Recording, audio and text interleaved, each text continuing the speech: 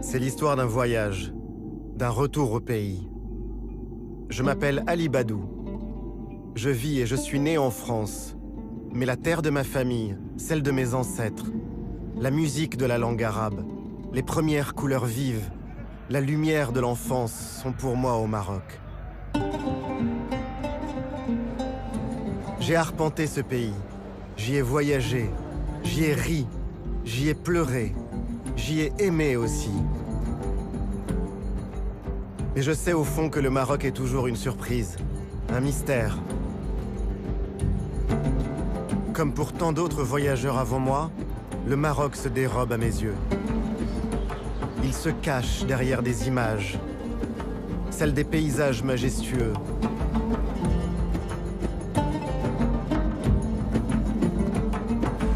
Celles des ruelles, des médinas. Vous y avez marché, moi aussi.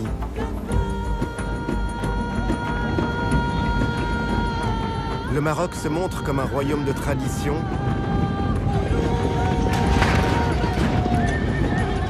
C'est aussi un pays entré de plein pied dans la modernité.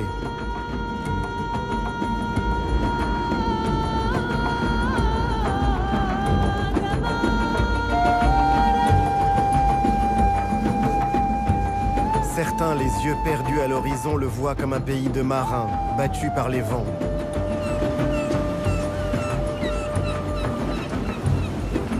D'autres, au contraire, ont cru trouver la vérité du Maroc dans les montagnes et les vallées de l'Atlas.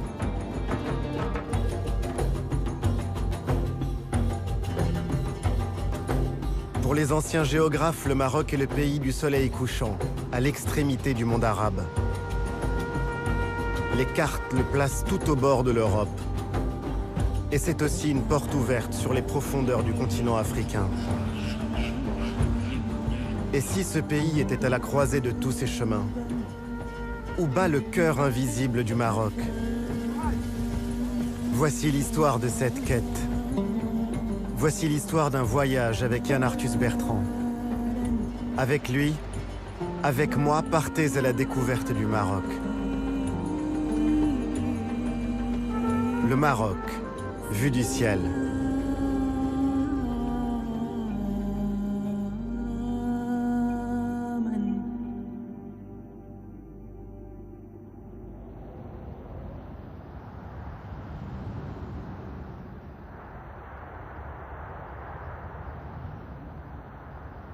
Par quoi commencer?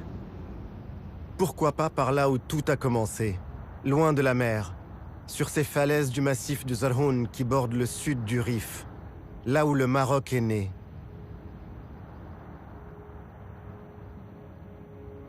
Dans cette petite ville qu'on dirait comme accrochée à des pitons rocheux, tout témoigne des origines de l'État marocain.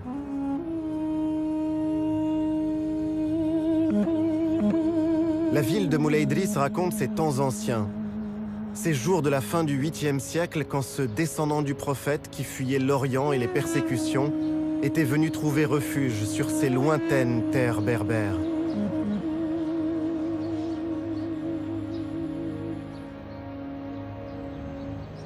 Aujourd'hui encore, Moulay Idriss est un lieu de pèlerinage. On passe cette porte pour admirer le mausolée du fondateur de la première des dynasties, les fontaines, les écoles coraniques.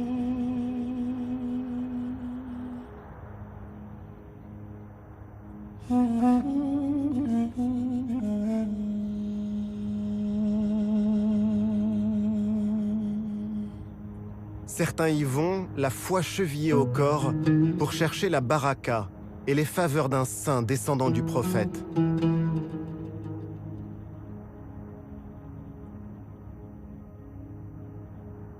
D'autres gravissent les falaises de Moulay Idriss pour admirer la plaine et en contrebas, une ville plus ancienne encore. Volubilis. Volubilis aux plusieurs vies. On lit dans ces ruines comme dans un livre. Dans cette cité prospère de l'Empire romain ont vécu berbères, juifs, chrétiens puis musulmans. On devine encore la splendeur des riches demeures, ces sols ornés de mosaïques. Chacune d'elles raconte une histoire. Les 12 travaux d'Hercule, ce héros un peu marocain. Hercule, demi-dieu de la mythologie qui vint ici, sur ces terres, pour vaincre le géant Atlas, et qui sépara pour toujours l'Afrique de l'Europe.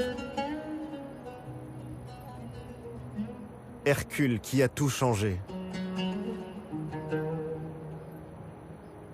À Volubilis, on surprend aussi la déesse Diane, qui prend son bain au milieu des nymphes.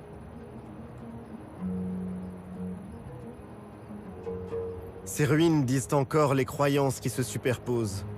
Des dieux de la mythologie aux vestiges d'une basilique chrétienne.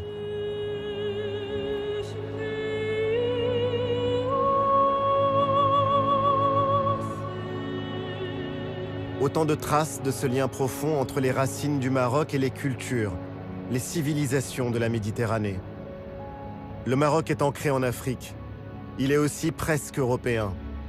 Car avant tout, le Maroc est profondément méditerranéen. Toute son histoire en atteste, à commencer par les dynasties qui s'y sont succédées. Après Moulay Idriss et Volubilis, c'est à Meknès et à Fès que l'on remonte le mieux le temps.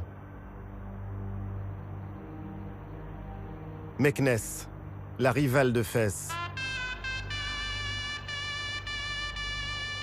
La ville de mon père. Dans les réunions de famille, on s'amuse de cette rivalité. Tout est prétexte à polémiquer et à rire entre les deux villes voisines. Les variantes dans les recettes de cuisine, les différences de caractère ou les traditions.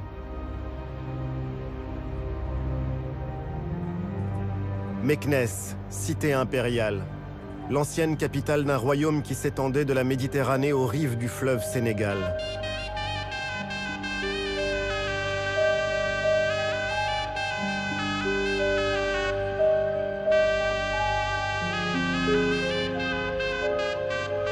Comme Versailles raconte Louis XIV, Meknès raconte son contemporain, le roi Moulay Ismail.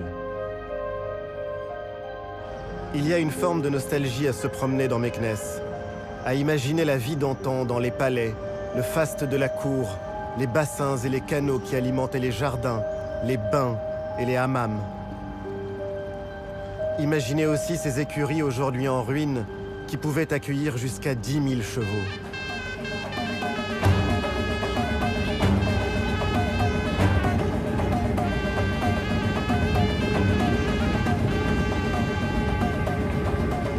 Ce fut comme une apparition.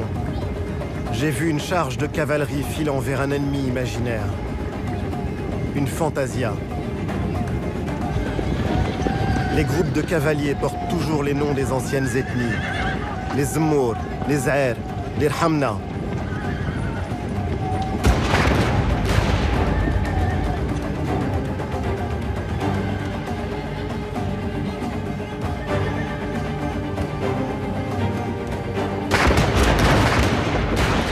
Cette démonstration de force, de panache et de courage, ces montures qu'on dirait prêtes à s'envoler ont fasciné les peintres orientalistes et le plus grand d'entre eux, le français Eugène Delacroix.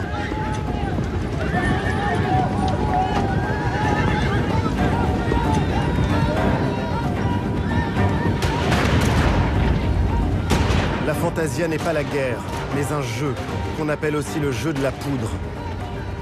Et ces spectacles sont encore aujourd'hui bien plus qu'un folklore. Une manière de domestiquer la violence, de dire aussi la fierté d'une appartenance.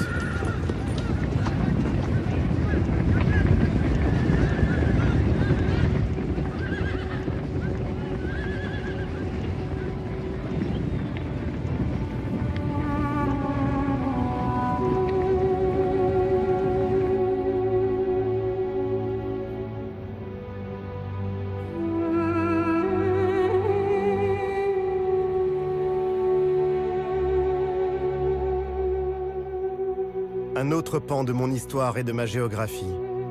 Une autre cité impériale. Fès, la ville de ma mère.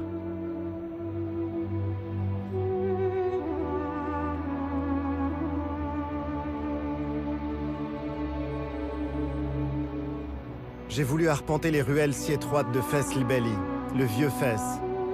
Certaines ne font que 50 cm de largeur. Un labyrinthe où le désordre n'est qu'apparent. Pour se promener dans Fès, il faut s'abandonner, s'ouvrir à la surprise.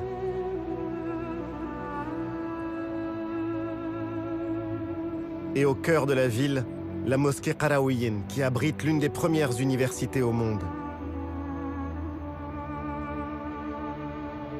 Sous ses toits vert émeraude se loge un chef-d'œuvre d'architecture et d'ornement. 20 000 fidèles peuvent s'y réunir. La Qarawiyyin, l'un des principaux centres intellectuels et spirituels de l'islam. L'université a été fondée au IXe siècle par une femme, Fatima al-Fihriya, dont on dit qu'elle y a investi toute sa fortune.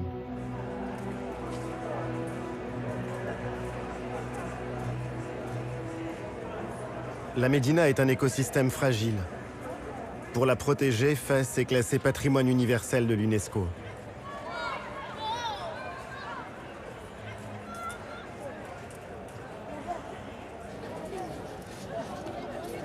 Depuis quelques années, la vieille ville de Fès renaît. Ses monuments, ses maisons sont restaurés. Les habitants ont retrouvé la fierté d'y vivre. La Médina a été sauvée. Ses traditions aussi. Comme le travail de ces tanneurs au milieu de cuves parfois centenaires. Un travail dur, épuisant. Les odeurs sont si puissantes que les tanneries sont à l'écart des quartiers résidentiels. Les colorants chimiques sont apparus, mais ils n'ont pas remplacé les pigments naturels extraits des plantes ou de la terre du Maroc.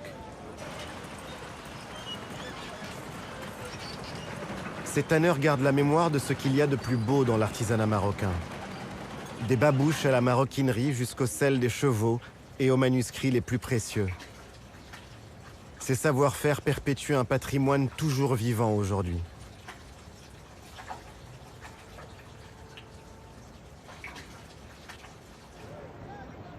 Fès est le modèle de la ville au Maroc.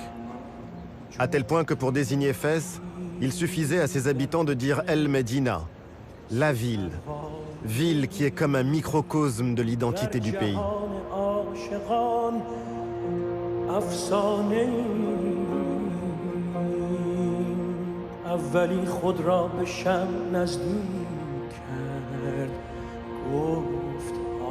Où est l'identité du Maroc finalement? Sans doute aussi dans cette terre que l'on cultive. Elle se voit dans ces champs de céréales qui sont l'un des trésors de la Méditerranée que le Maroc a reçu en héritage.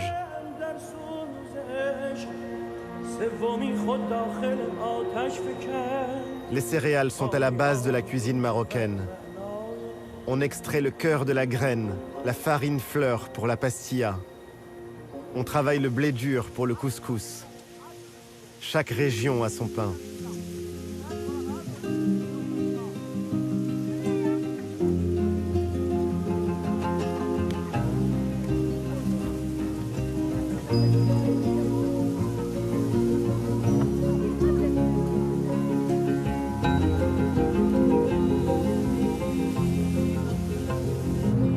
L'orge, bien sûr le blé. Le blé dur et le blé tendre sont des denrées fondamentales, indispensables pour la sécurité alimentaire, et malheureusement si sensibles aux variations climatiques. Bon an, mal an, on continue d'en importer pour couvrir les besoins des Marocains.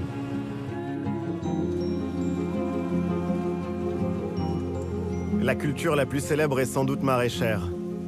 C'est la tomate du Maroc. Ce qui pousse ici est pour l'essentiel destiné au marché intérieur. On y trouve des pois, des lentilles, des fèves. Ces légumineuses qui ont été la nourriture de base des hommes dans toute cette région du monde.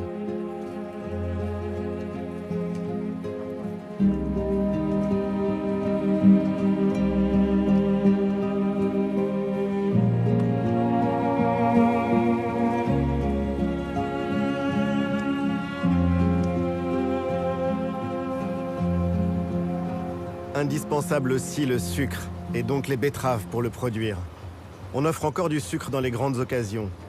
C'est une manière de partager la joie, et au moment des décès, le sucre adoucit la douleur.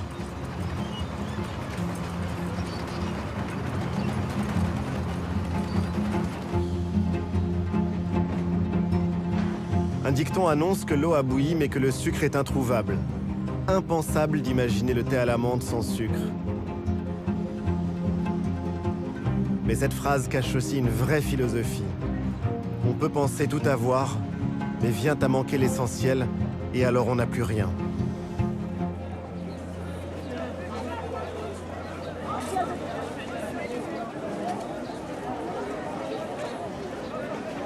À la campagne, le rendez-vous incontournable, c'est le souk, le marché hebdomadaire. Même à l'heure du téléphone portable et d'Internet, le souk est en lui-même un vrai réseau social. On y vient bien sûr prendre des nouvelles des proches. On y parle de la pluie qu'on attend, qu'on espère.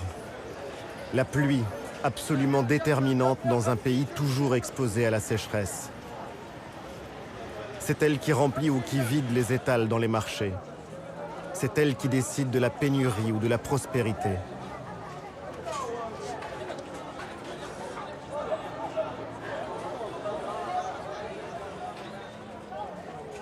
Les années où il ne pleut pas assez, c'est le troupeau qui constitue la trésorerie et qui sert d'épargne. C'est sans doute pour ça qu'on dit que le fleh marocain est d'abord un berger.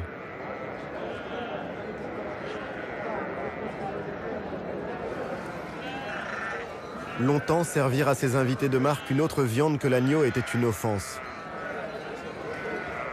Bien sûr, les choses ont changé, mais le méchoui reste incontournable pour les cérémonies et pour les fêtes.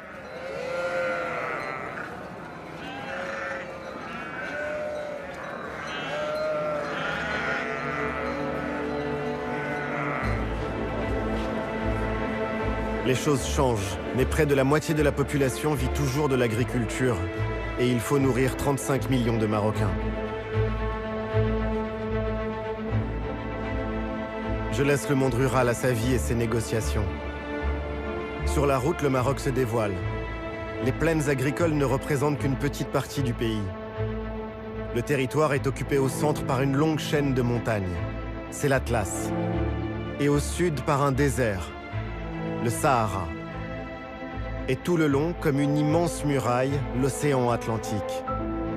C'est par ce chemin que se poursuit le voyage, vers les mythiques cités d'Assila, Rabat et Casablanca.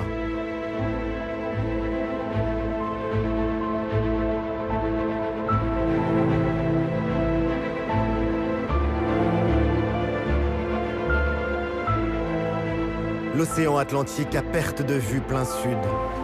Des plages de sable fin, des lagunes, des villes occupées dès l'époque romaine, comme autant de traces laissées par les bâtisseurs marocains, espagnols, portugais, français.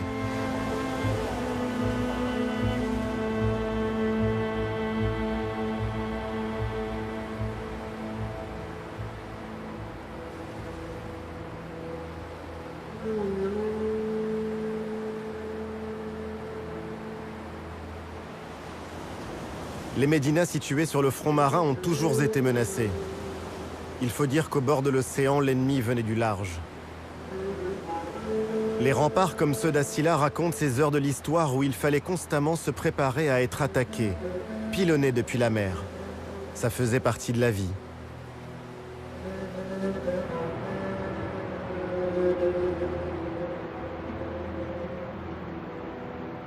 Assila est devenue la ville des peintres, qui chaque année, au moment de son festival, prennent les murs de la Médina pour toile et la transforment en œuvre d'art éphémère.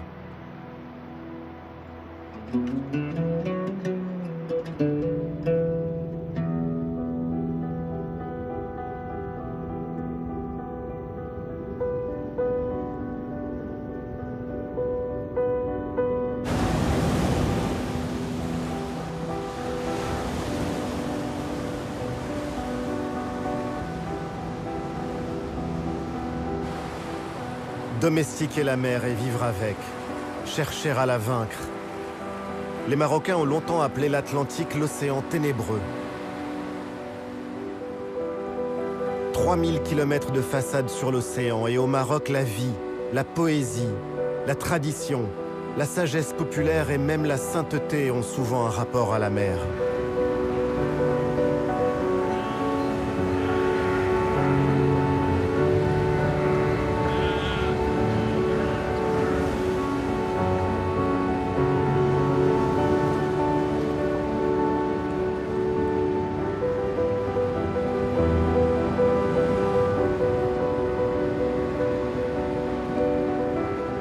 Au XVe et XVIe siècle, l'Inquisition condamnait les Marocains qui cherchaient à apprendre et maîtriser les techniques de navigation, ce qui leur était formellement interdit. Ce savoir était réservé aux seuls chrétiens. Aujourd'hui, ce savoir-faire se transmet de génération en génération. Le travail du bois, l'architecture des coques sur lesquelles on peindra des dessins, des inscriptions pour protéger le navire du mauvais œil et du mauvais sort.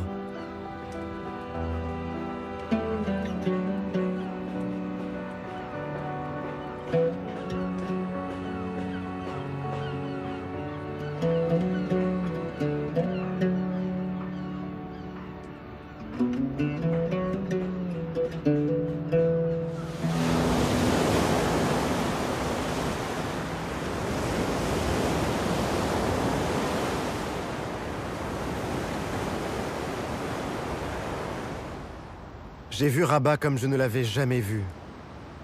J'ai marché dans les ruelles peintes de chaux blanches et bleues des Oudayas, ce quartier qui tient son nom d'une ancienne tribu. J'ai longé les remparts jusqu'à la tour des pirates qui rappelle le passé corsaire de Rabat.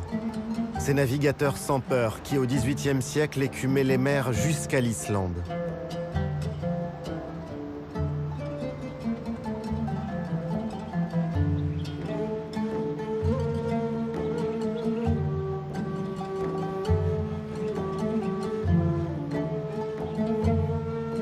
J'ai trouvé refuge dans le jardin andalou, comme si le temps y était suspendu.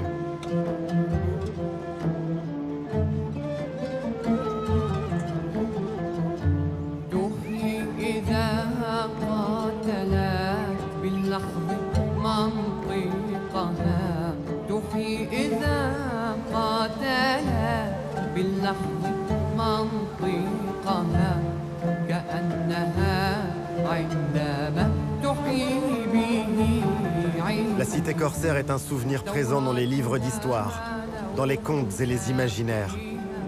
Aujourd'hui, Rabat est la capitale du Maroc indépendant.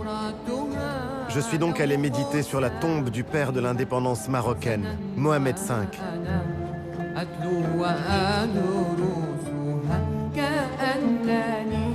Ce mausolée de marbre blanc qui les abrite, lui et ses fils, surplombe le fleuve Bourgreg.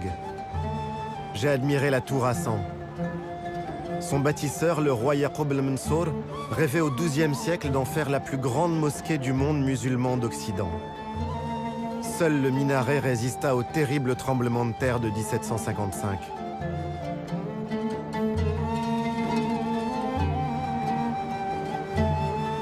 La grande histoire.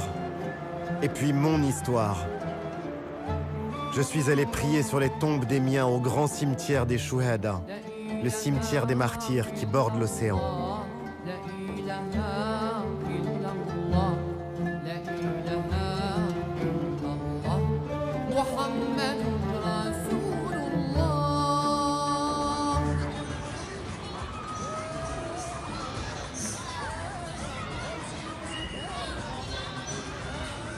La ville de mon enfance a bien changé. Ce n'est plus cette belle endormie où je passais mes vacances.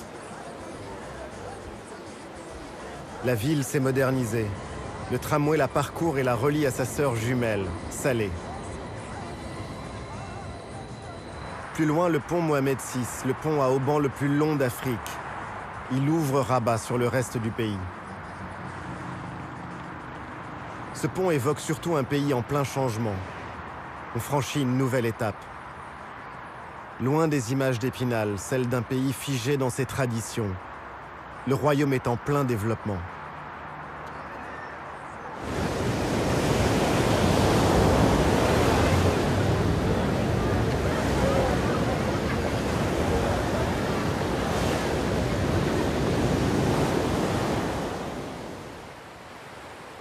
Sur la route de Casablanca, la plage de Bouzneqa. Les riches Casablancais y ont des maisons d'été, imposantes, luxueuses. Ces grandes villas ont remplacé les cabanons de bois qui dataient pour certains du protectorat. On en trouve encore quelques-uns dans la baie voisine de Dahomey. Ils sont exposés à l'érosion et aux marées.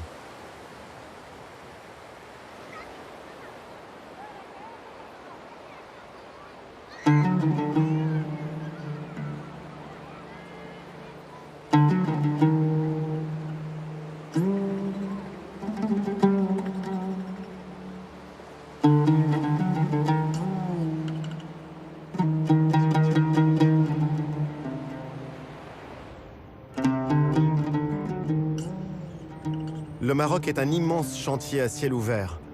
Habitation, infrastructures, grands projets. Le sable est l'ingrédient principal du béton. Alors il faut du sable.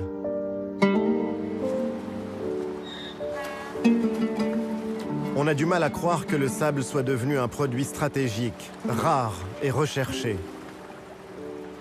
Le travail est dur pour ces hommes qui doivent ramasser ce sable gorgé d'eau, et donc très lourd. Et je me pose la question, ça donne du travail, mais à quel prix?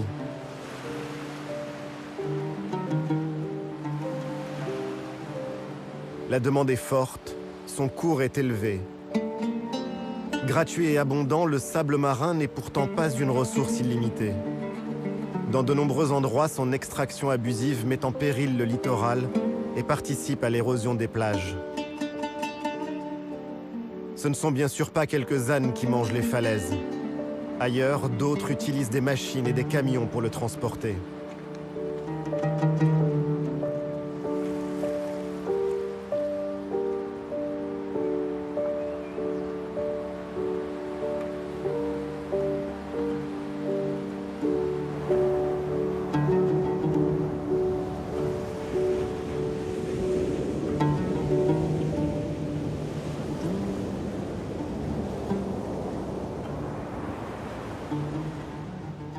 Et puis j'ai vu la vie moderne, à Casablanca, une ville qui est le laboratoire du Maroc à venir. Les nouveaux modes de vie, les nouveaux métiers, les nouvelles relations sociales, tout ça s'invente ici, dans cette métropole qui n'arrête pas de changer.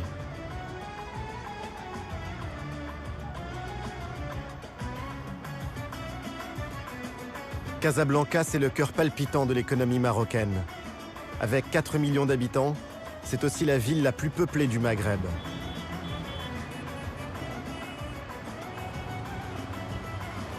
Casablanca est une métropole éclatante de vie, où cohabitent la richesse et la pauvreté. Une ville jeune, à l'image du pays dont un quart de la population a moins de 15 ans.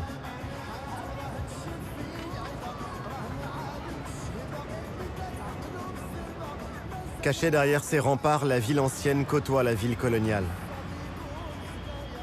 Cette ville a été pensée, conçue, dessinée pour être la capitale économique du Maroc il y a maintenant 100 ans. Elle est aujourd'hui à l'étroit dans ses murs.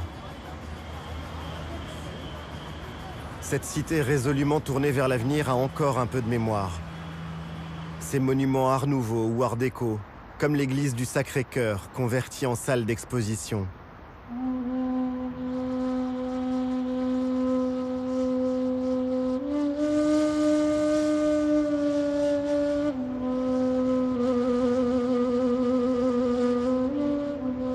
Mais les regards se portent désormais vers l'océan. La fierté des Casablancais, c'est une mosquée.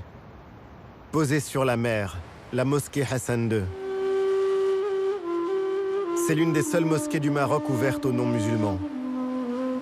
Avec son minaret de 200 mètres, c'est le monument religieux le plus haut du monde. Une esplanade dédiée à la piété dans une ville vouée à l'argent.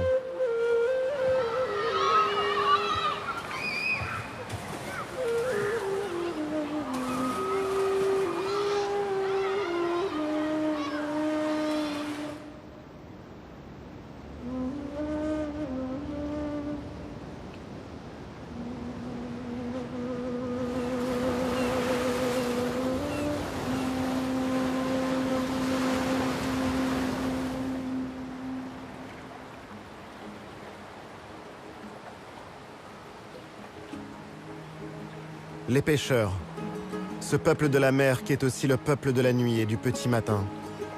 Ces hommes vivent au rythme des saisons et des migrations des bancs de poissons.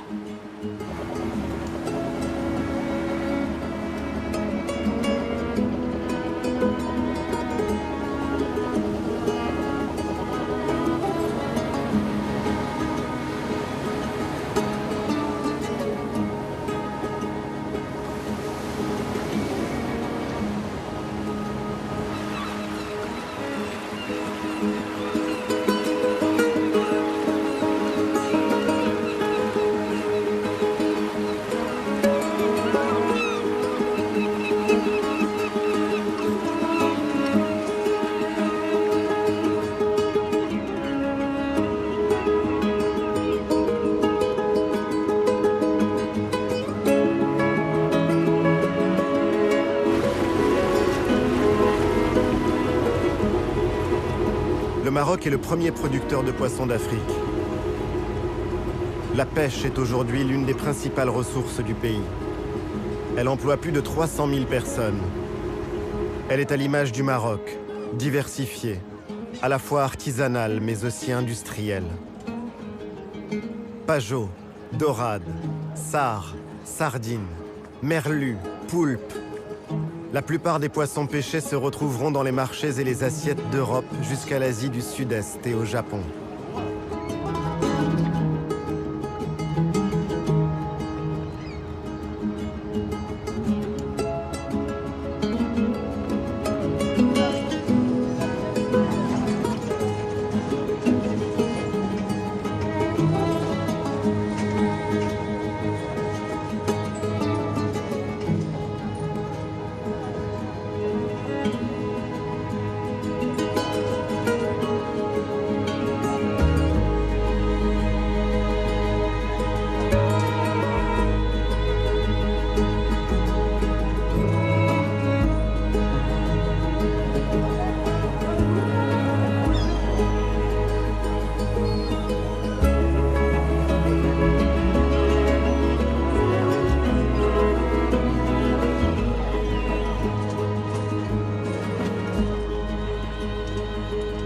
Depuis quelques années, on commence à lutter contre la surexploitation, à respecter les cycles biologiques, améliorer les conditions de travail et de vie sur les chalutiers. Mais la concurrence est rude. Le monde entier vient pêcher au large du Maroc.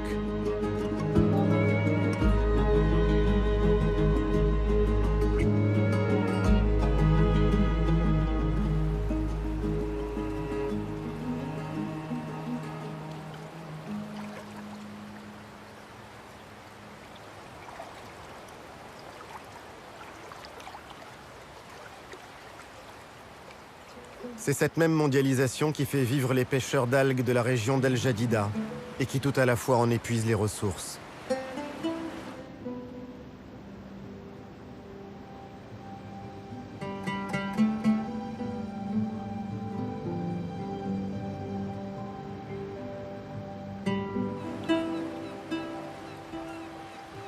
Combien de temps encore verrons-nous ces scènes ? Les algues rouges ne sont pas une richesse dont on peut profiter sans limite. Ramassées, séchées au soleil, ces algues sont utilisées dans l'industrie pharmaceutique ou cosmétique. Transformées par la chimie, elles serviront à fabriquer l'agar-agar, ce gélifiant végétal utilisé par les groupes agroalimentaires. La demande est forte.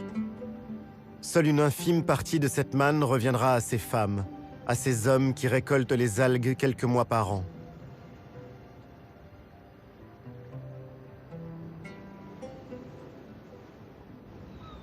Et puis faisant cap toujours au sud, j'ai senti les vents alizés et j'ai retrouvé l'un des joyaux de l'Atlantique, Essaouira.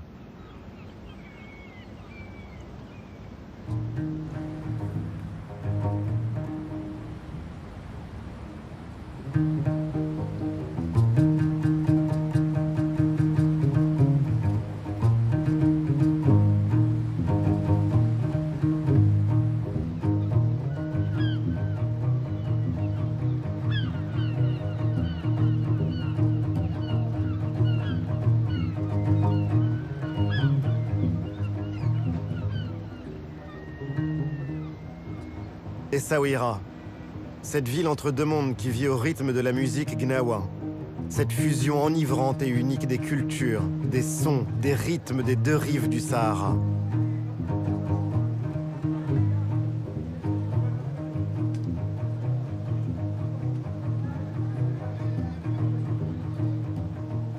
Longtemps, une caravane de 10 000 chameaux reliait Essaouira à Tombouctou et poussait ses relais jusqu'à Saint-Louis au Sénégal. J'ai déambulé dans le Mellah, ce quartier qui garde encore le souvenir de la culture juive, si importante au Maroc. Les murs, les maisons témoignent de ce glorieux 19e siècle, quand celle qu'on appelait Mogador était une plaque tournante du commerce international.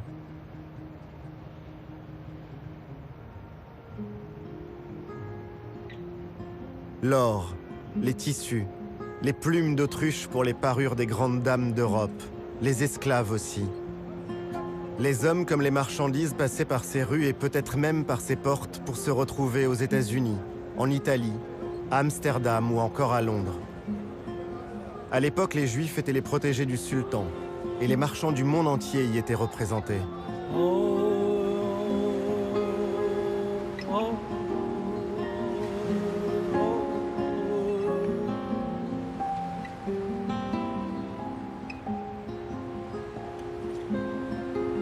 Partout au Maroc, les quartiers juifs portent le nom de Mellah, un mot dont l'origine vient du sel. Certaines activités de salaison et de conservation ont longtemps été réservées aux Juifs marocains.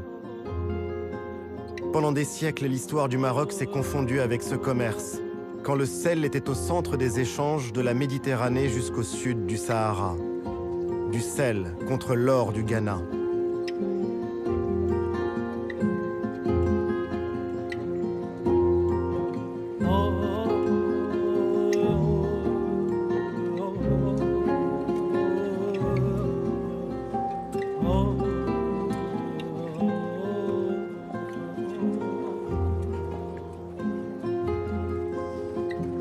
J'ai voulu voir le rude travail des sauniers, ces hommes qui travaillent pieds nus pour ne pas abîmer les digues des marais. Je me dis que ces différentes scènes, toutes ces strates ne disent qu'une seule et même histoire, celle d'un pays qui s'est inventé au carrefour de grandes routes commerciales. Le sel marque bel et bien une étape dans ce voyage. Cette fois, la Méditerranée s'éloigne pour de bon. Le sel et la brise des Saouira annoncent l'Afrique.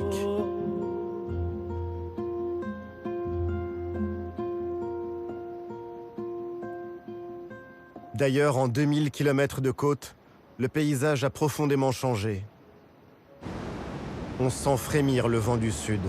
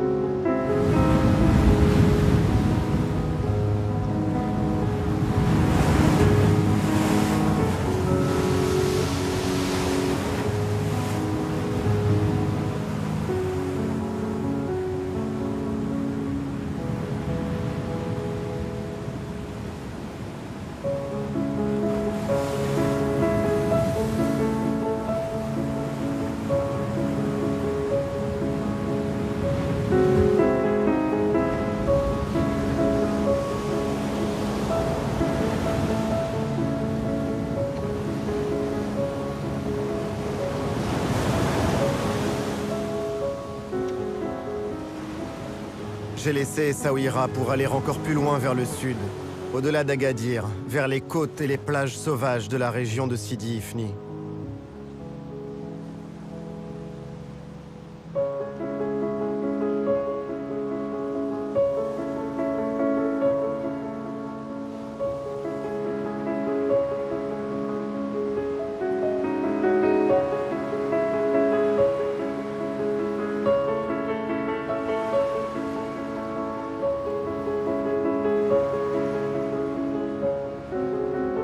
Contempler encore une fois les arches de l'Exila.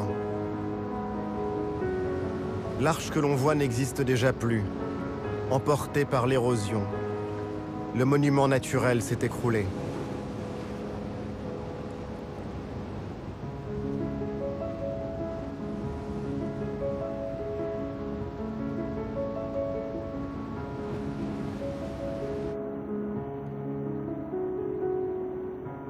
J'ai cherché la paix dans la zone protégée du parc naturel de Khnifis. Un panorama unique où se croisent l'océan, le désert et la lagune.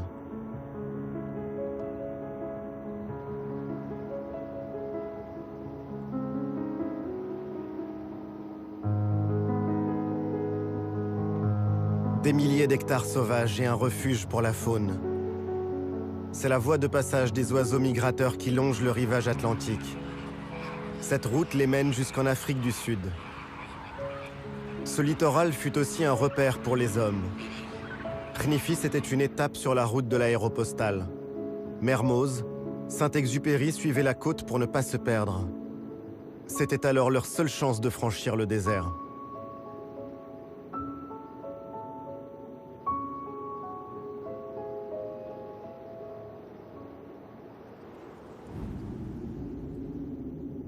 En continuant mon chemin vers l'Aïoun, j'ai de nouveau mis mes pas dans ceux de l'histoire.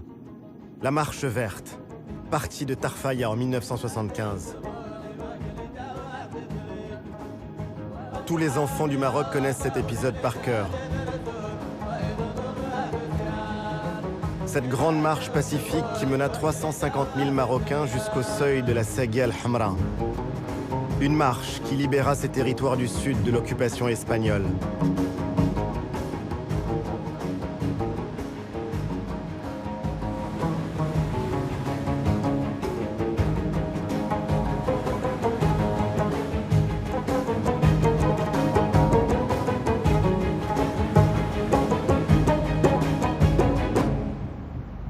L'Aïoun a connu ces dernières décennies un développement fulgurant. L'ancien petit campement de l'époque coloniale est devenu le principal centre urbain des provinces du Sud. La population y a plus que doublé en 40 ans. Autour de la grande place du Méchoir, la ville s'est agrandie avec ses infrastructures, ses banques, ses administrations et ses entreprises. Comment imaginer qu'à la place de cette ville en plein désert, il n'y avait encore récemment que des traces de passage de tribus nomades? Partout, de grands chantiers sont lancés pour développer l'économie de la région. Et le Maroc attend que sa souveraineté sur le Sahara soit entérinée par l'ONU.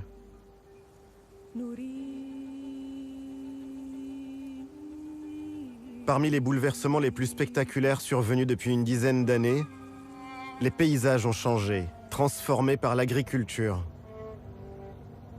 Des serres de tomates dessinent une nouvelle géométrie des terres agricoles des régions d'Agadir ou de Dakhla. Avec les agrumes, les oranges et les clémentines, ce sont les moteurs de l'agriculture moderne au Maroc. On les vendra une fois l'automne ou l'hiver venu en Europe, au Canada ou en Russie. Cette agriculture aux techniques ultramodernes fait surgir des tomates en plein cœur du désert. Cultiver ces terres désertiques est exigeant. La plupart des exploitations de cette région sont des cultures hors sol. Le soleil est là toute l'année, mais l'eau douce est beaucoup plus rare. Alors on dessale l'eau de mer et on pompe dans une nappe profonde jusqu'à 600 mètres sous terre. C'est une eau fossile qui plonge au plus profond de l'histoire géologique du Sahara. Une eau qui ne se renouvelle pas.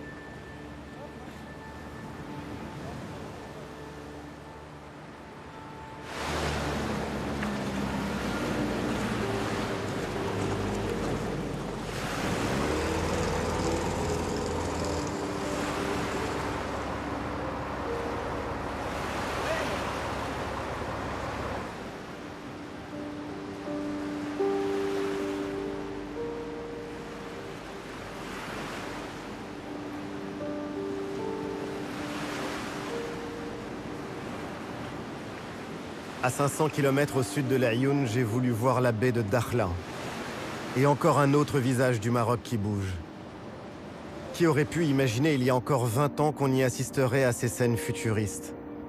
Que le vent et la lagune feraient de Dakhla l'un des spots de kitesurf les plus courus au monde. Le terrain de jeu idéal pour les sportifs et les passionnés de cette discipline. Mais Dakhla, ce n'est pas seulement ça. L'écrivain Leila Slimani évoque ce lieu unique comme la baie de tous les possibles. La fusion du désert et de l'eau, quand la terre pénètre l'océan. Leila Slimani qui nous dit qu'aimer Dakhla, c'est d'abord et avant tout avoir le souci de la sauvegarder.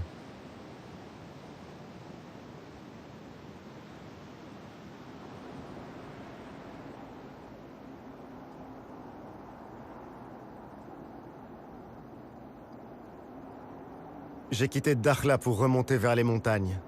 Je suis au bout de ma route atlantique. Et je vais maintenant prendre un cap bien différent.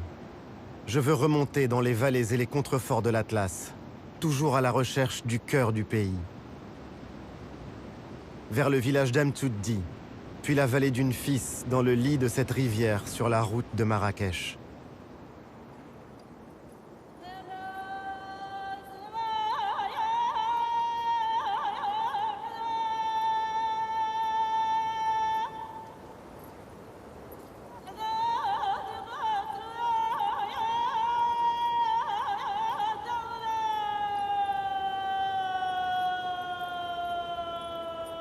Amtuddi est niché au pied des falaises abruptes de l'anti-Atlas. Près de 300 familles vivent encore ici, au creux de cette vallée. Le contraste est fort. À peine quelques centaines de kilomètres nous séparent des grandes villes de la côte.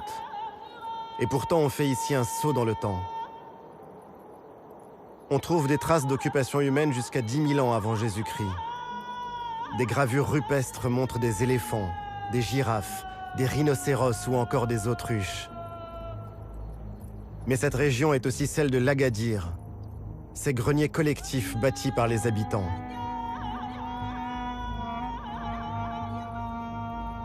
Et j'ai vu celui d'Ida-Issa, accroché sur un piton rocheux à 30 minutes de marche du village.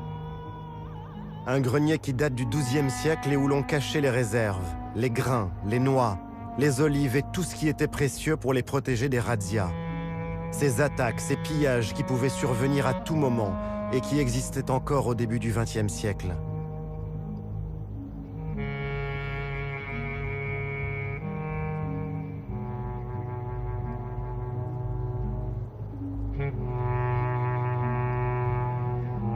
Le spectacle de ces fortifications rappelle la précarité de la vie en ces temps anciens, quand les hommes et leurs biens suscitaient les convoitises.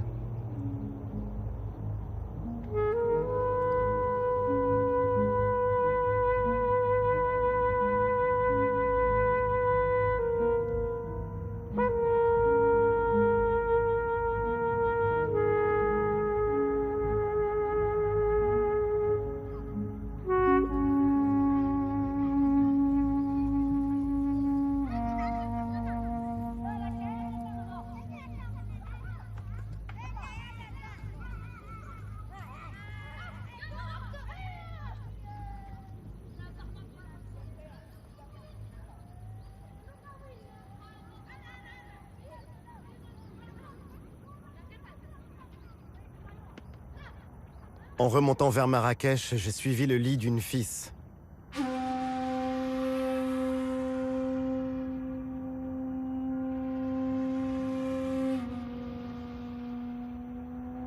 Dans ces vallées vertes où persiste encore la vie en hameau, chacun d'eux rassemble une famille ou un clan.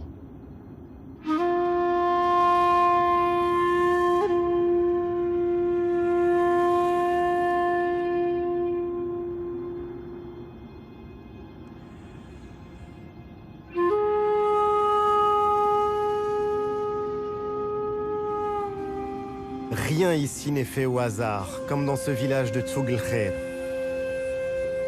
Le choix du site et des matériaux de construction, l'orientation des façades et des ruelles pour laisser le moins de prise possible au vent, à la pluie et aux intempéries.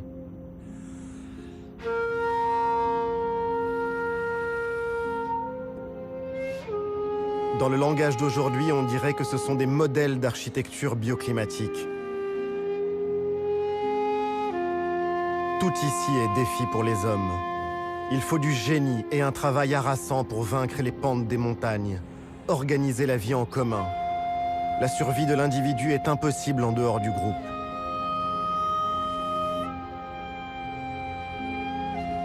Le visiteur peut avoir l'impression que ces villages, ces hameaux sont repliés sur eux-mêmes.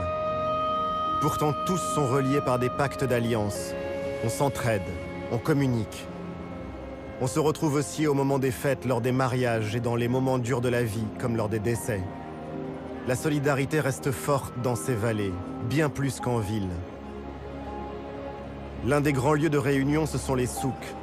La tradition veut qu'on y dépose les armes en y entrant. Ce sont des espaces où règne la paix entre les familles et les clans.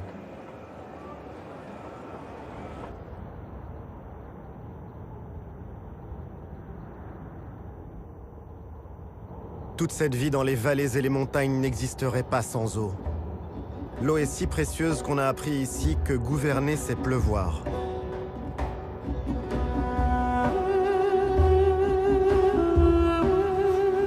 C'est au roi Hassan II que le Maroc doit ses barrages. Un choix stratégique engagé il y a 40 ans, à une époque où l'on ne se souciait pas autant de la gestion des ressources en eau.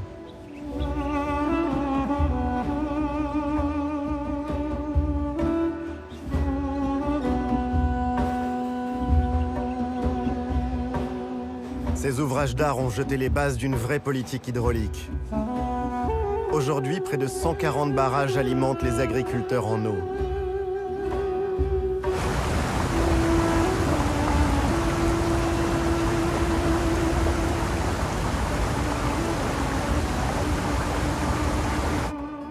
De ce souci de l'eau est né un art, un savoir-faire qui a donné naissance à de remarquables bassins.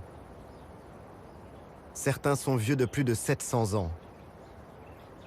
Le bassin de la Ménara est alimenté par un système hydraulique. Il achemine l'eau depuis les montagnes, à 30 km environ de la ville de Marrakech. Ce bassin permet l'irrigation de l'oliveraie qui l'entoure.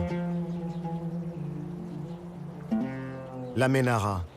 On ne compte plus les légendes qui sont nées de ce lieu. On raconte que le roi Moulay Ismaïl y aurait noyé nombre de ses conquêtes après les avoir séduites. D'autres disent que sous le bassin se trouve le trésor que le sultan Abou Bakr ibn Omar aurait rapporté d'Orient. Reste un lieu à part, loin de la folie du centre de Marrakech. Une promenade pour les amoureux.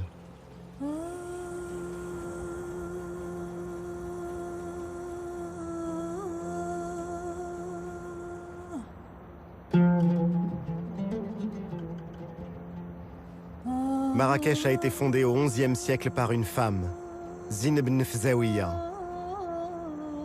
l'épouse du roi Youssef ibn Teshfin qui rêve de conquête.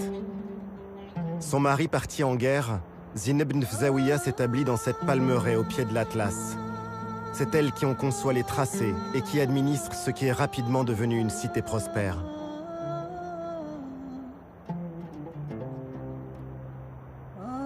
Derrière ces remparts robustes, Marrakech, la ville impériale, est devenue l'une des capitales du tourisme mondial. Mais même au cœur des lieux les plus visités, l'âme de la ville est restée vivante.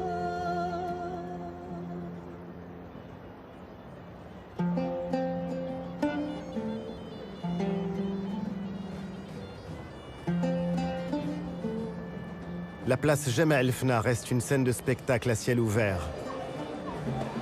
Un lieu où s'entend encore le génie des conteurs, les rires, les prophéties des voyantes, où les discours sacrés côtoient les paroles profanes.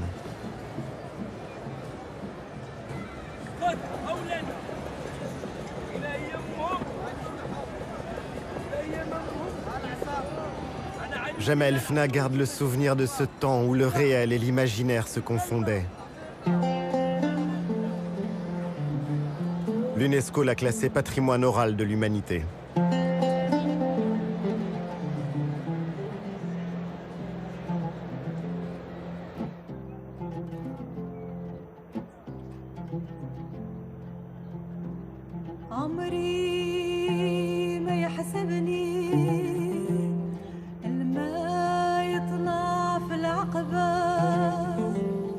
Cette âme de Marrakech, on la retrouve encore en flânant dans les jardins Majorelle, du nom de ce peintre français tombé amoureux du Maroc.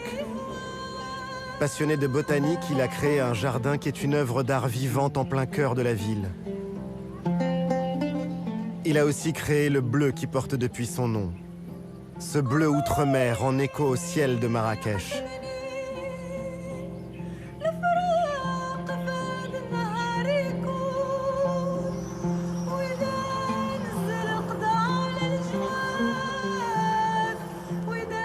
Le bleu et le rouge, celui de la ville et de son monument le plus haut, le minaret de la Koutoubia dont chacune des façades est différente de l'autre.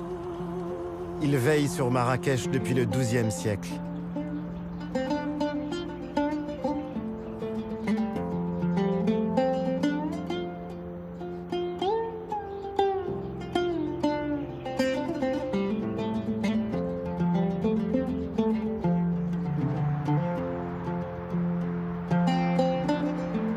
faut dire que la ville s'est considérablement agrandie, et notamment pour accueillir les touristes.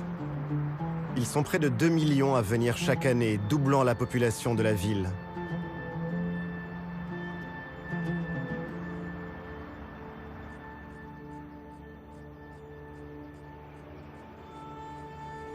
Beaucoup font le voyage et viennent à Marrakech pour jouer au golf. C'est une chance pour l'économie en même temps qu'un pari écologique délicat, car cette ville aux portes du désert est mise au défi de l'eau.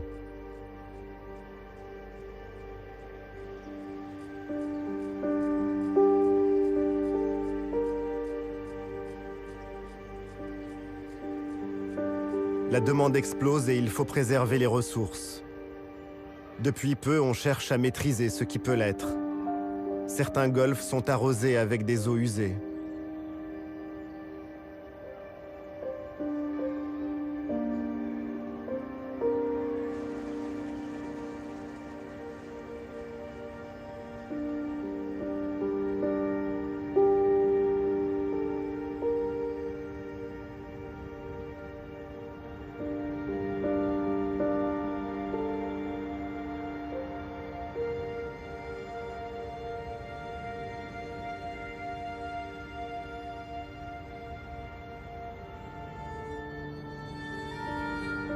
De Marrakech à Tellouet et vers Ouarzazate, on franchit les vallées et les cols du Haut Atlas, une montagne jeune, un massif long de 800 km et de 100 km de large par endroits.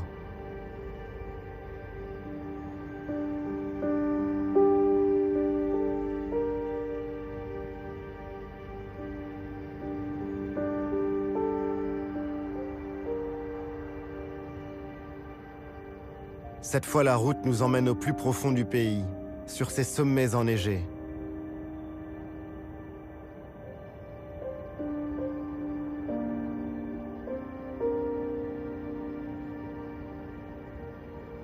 L'Atlas est une muraille, une clé de voûte, un château d'eau et pour d'autres plus poètes, c'est le cœur invisible du Maroc. Et tout en haut, le Toubkal, le point culminant de toute l'Afrique du Nord.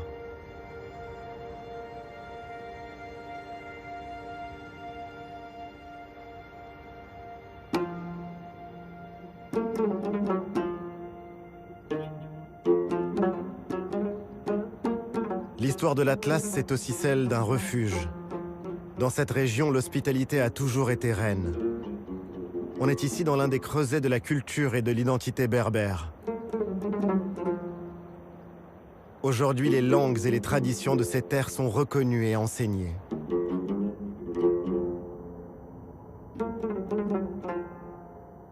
Dans les vallées, le verre est toujours différent. Et c'est le signe des prouesses et du labeur des hommes. Les paysans sont de vrais jardiniers.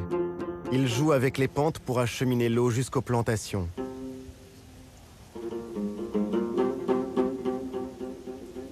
Depuis l'âge de bronze, on cultive la rose en Méditerranée. La célèbre fleur s'épanouit dans ces espaces semi-arides. La récolte se fait au lever du jour, quand les fleurs sont encore humides. Cueillies délicatement par les femmes, les fleurs seront vendues au kilo et distillées le jour même.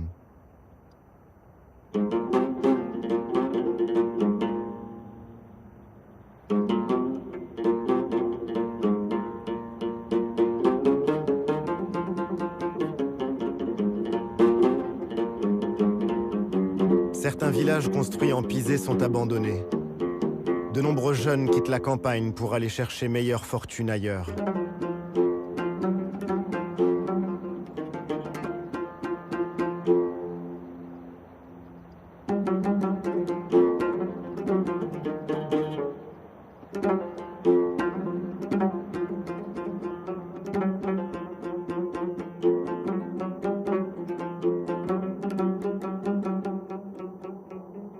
Sur la route de Ouarzazate, une fois franchi le col du Tizi Tishka, Tellouet.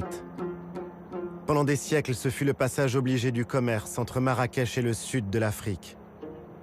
Le fief du Glaoui, l'ancien pacha de Marrakech. Thamil Glaoui, passé au service des Français, et qui paya cher sa trahison. Si le roi Mohamed V lui a pardonné, La Casbah est laissée à l'abandon depuis l'indépendance.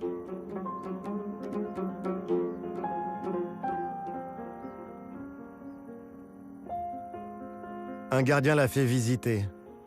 Il raconte dans ce décor de marbre et de zélige dorée qui s'effrite, Churchill, Hemingway et les autres visiteurs prestigieux qui ont séjourné ici.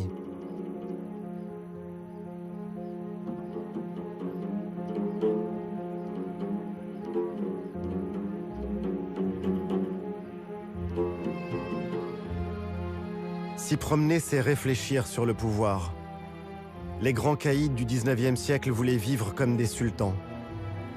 Mais leur pouvoir était friable, à l'image de leur Casbah.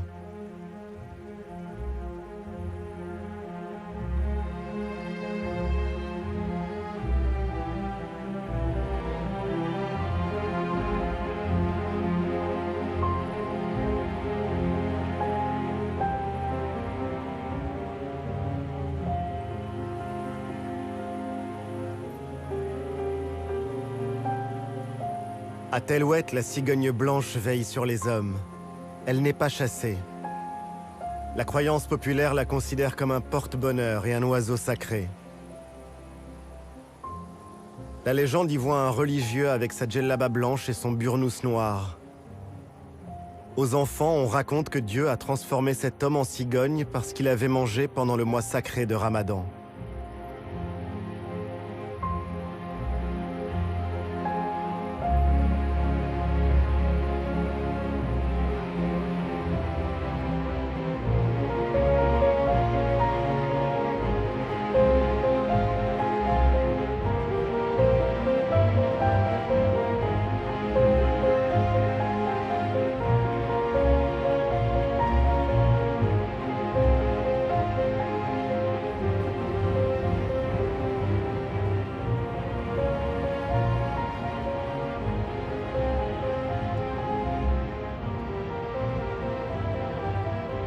En descendant vers Ouarzazate, sur une colline rose, Eitz Ben Hiddou et ses Casbahs.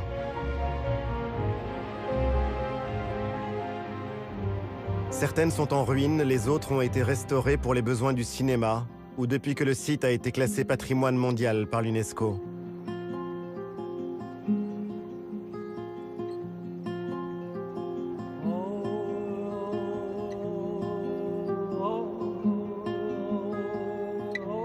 Ces terres sont aussi celles de la civilisation du palmier.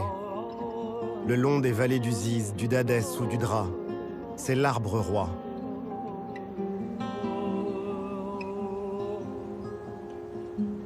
Chacun d'entre eux peut produire 30 à 100 kilos de dattes selon les années. Mais l'arbre est menacé. 2/3 des palmiers dattiers ont été décimés par la maladie du bayoud.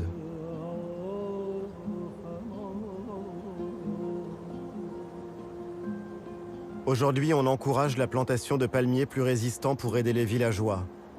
On fait aussi en sorte que la culture et les équilibres sociaux de ces vallées ne disparaissent pas. Pour y arriver, il faut à tout prix développer l'éducation.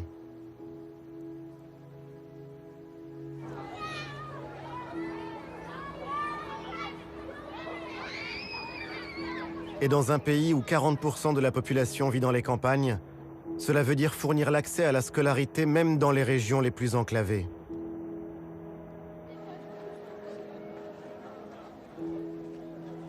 Les filles représentent près d'un écolier sur 2 dans le primaire, mais elles sont beaucoup trop rares à poursuivre leur scolarité dans le secondaire.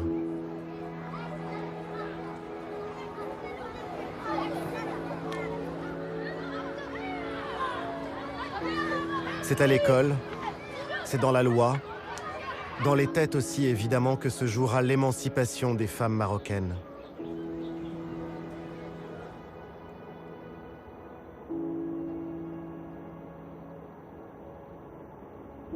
Dans la région de Tarfaya, un dicton populaire disait qu'on n'y trouvait que du vent, c'est-à-dire rien.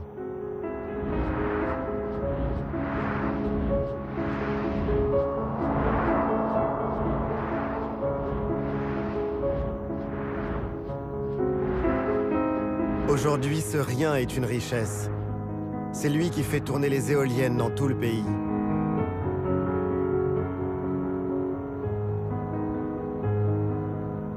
l'économie verte semble avoir profondément pris racine au Maroc. Au cœur des zones désertiques, comme au nord, autour de Tanger, les éoliennes se sont multipliées, comme autant de palmeraies futuristes. D'autres verront le jour dans les prochaines années.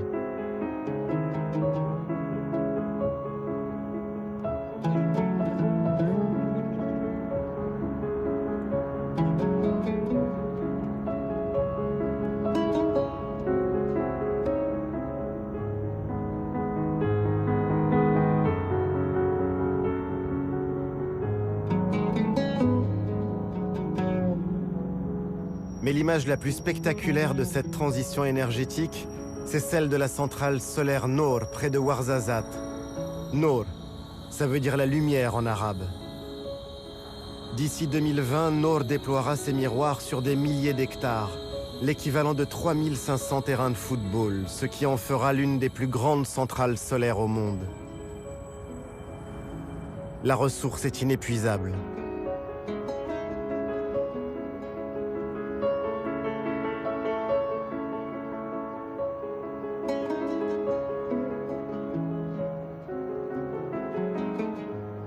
Se tourner vers le soleil, transformer sa lumière en électricité. C'est ce qui permettra au Maroc de sortir de sa dépendance au pétrole d'ici 2030. Plus de la moitié de l'énergie produite dans le pays sera verte.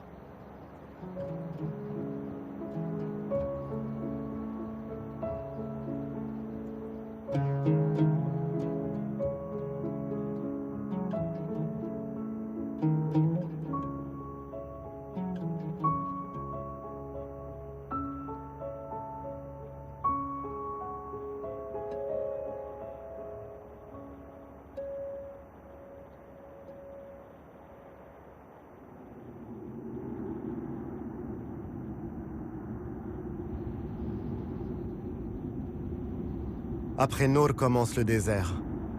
L'immensité du Sahara est là, aux portes du Maroc, avec les dunes de Merzouga. Certaines culminent à 250 mètres.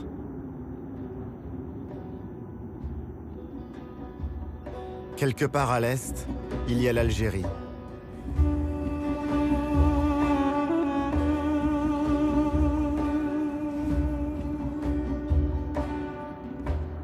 Sans le savoir, les voyageurs mettent leurs pas sur les routes invisibles qu'empruntaient les anciens caravaniers.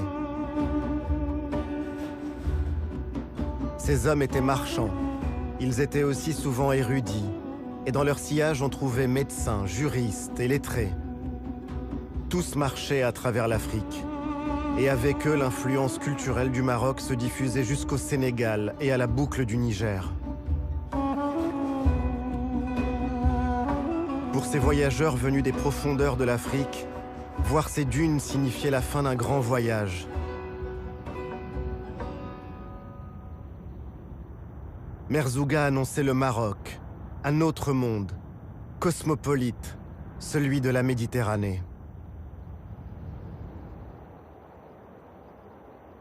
Tout nous ramène finalement à cette mer Méditerranée, et plus encore à cette ville au contact de l'Afrique et de l'Europe que l'on appelle Tanger.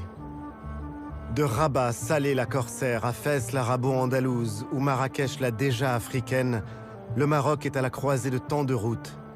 Les caravanes ont disparu, mais aujourd'hui encore, nombre de femmes et d'hommes rêvent toujours d'atteindre la Méditerranée.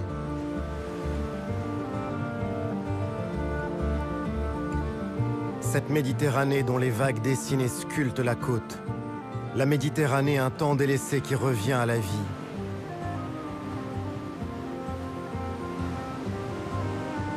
Romains, Phéniciens, Arabes, combien de peuples et d'empires ont contemplé ces falaises? Depuis quelques années, ce sont les Marocains qui se réapproprient leur rivage méditerranéen.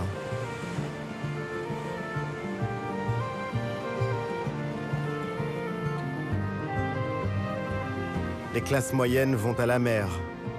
Chaque été, ce sont aussi les travailleurs immigrés qui reviennent d'Europe pour les vacances avec leurs familles.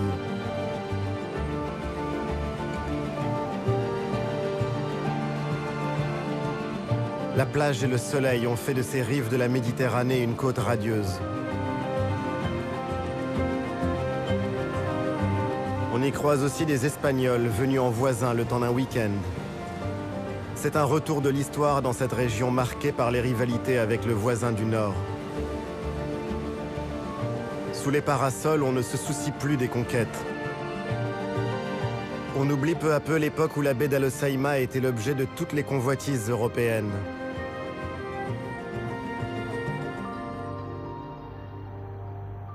Dans l'arrière-pays, ces histoires croisées entre les deux rives ont donné naissance à une ville bleue, Chefchaouen, une cité construite par les musulmans et les juifs chassés d'Espagne au XVe siècle par la Reconquista.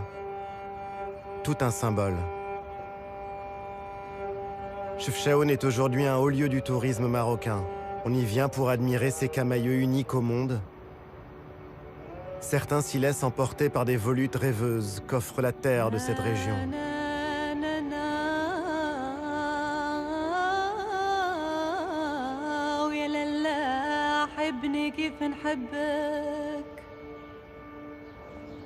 La légende dit que la ville a été peinte en bleu par les Juifs. La couleur devait évoquer le ciel de la Méditerranée et le paradis. D'autres, plus prosaïques, avancent que la chaux blanche et bleue dont sont peintes les maisons est le meilleur des anti-moustiques.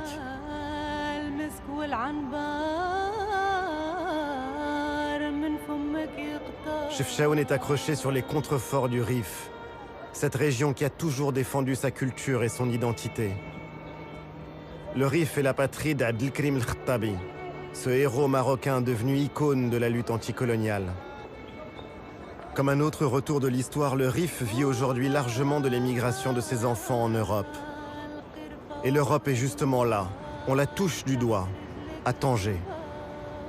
On y charge et on y décharge pour le monde entier, et en particulier pour l'Europe, car le destin du pays se joue dans ses relations avec le nord de la Méditerranée.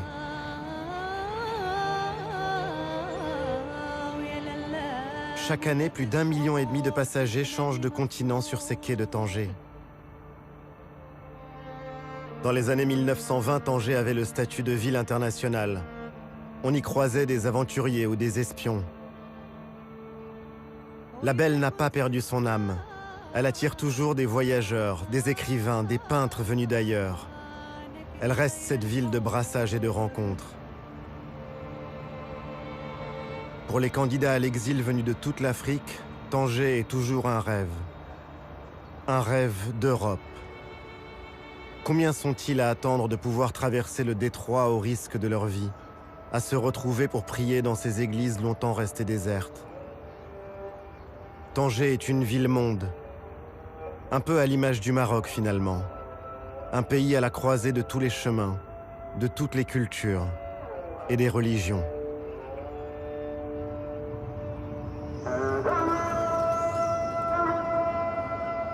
Dans les djellabas de couleur de ces femmes, j'ai vu comme une évocation de la cohabitation des cultures et de la fraternité. L'islam ouvert et tolérant du Maroc.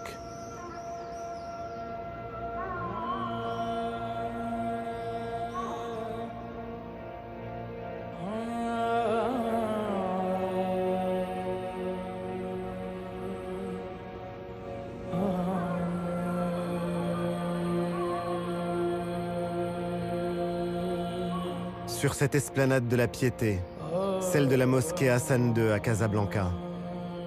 C'est l'un des jours les plus importants de l'année, l'Aïd el-Kébir.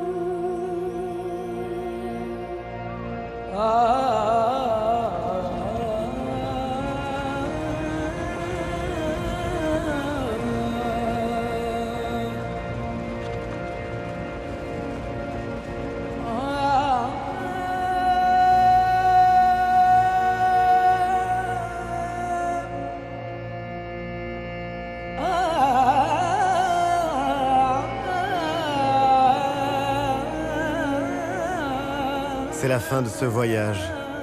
J'ai retrouvé les miens. J'ai redécouvert mon pays.